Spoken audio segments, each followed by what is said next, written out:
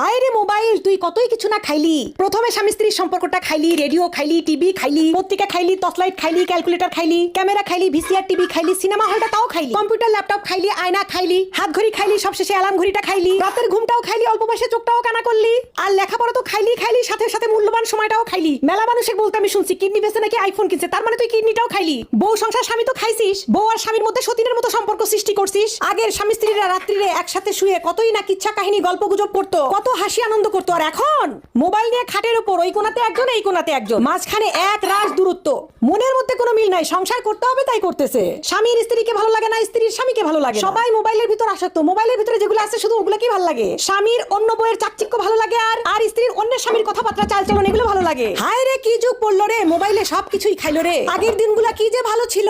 আগে স্বামী স্ত্রীর সম্পর্ক দেখলে বুক ভরে যেত। আমাদের নানি দাদিরা যে আছে তাদের ভালোবাসা দেখলে এখনো মনটা ভরে যায়। আর আমাদের মধ্যে খালি মারামারি ফাটা